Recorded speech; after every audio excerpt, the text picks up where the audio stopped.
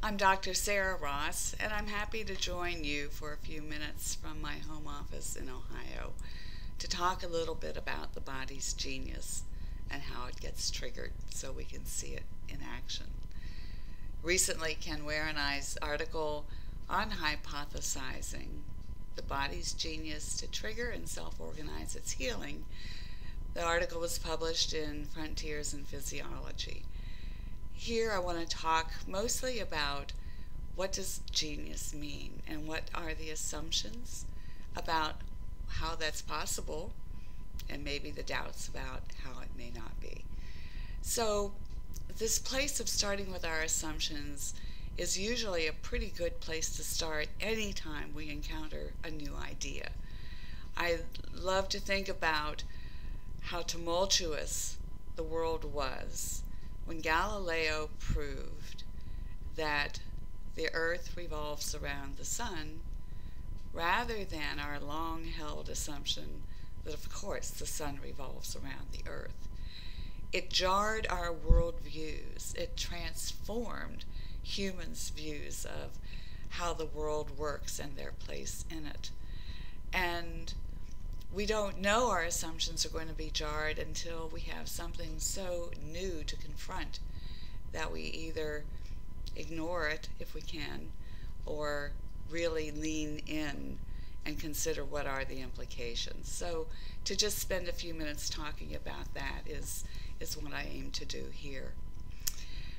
So how much can the body know about itself to organize its own healing? I think there are lots of things we take as givens. We know some things the body can do quite easily. If we get a cut on our skin, we know, we assume, and we're right, that unless something else gets in the way, the body can and will heal that wound. But how does it do that? How does it know where that wound is? How does it know which tissues are damaged? How does it know which resources to marshal from within itself to address the healing needs of each of those kinds of tissues when that's needed? And how does it know when to stop? How does it know when the healing is finished? If we break a bone, we know bones are live tissue. We know it now. We didn't used to.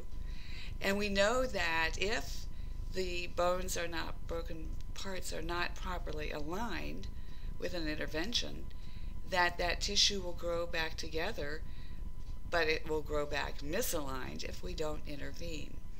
So there are instances where intervention is not necessary and intervention is.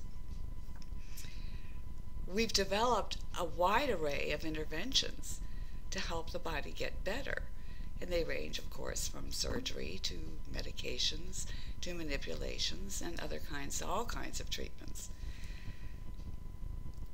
Unless we knew differently that the body could actually organize more of its own healing, of course we're going to intervene. The revolution with the Ware K health trigger process is that it opens up the door to witness the body's ability, the body's genius, to do a lot of its own healing and rebalancing. There was an idea some years ago, which we wrote about in the article, of dysponesis, where disorders come about in the body because the body's aware something's wrong, but it does wrong effort, misdirected effort to deal with it. This is part of the genius of the body in another way, that it is so good at understanding its environment and its conditions. It has all kinds of ways to cope.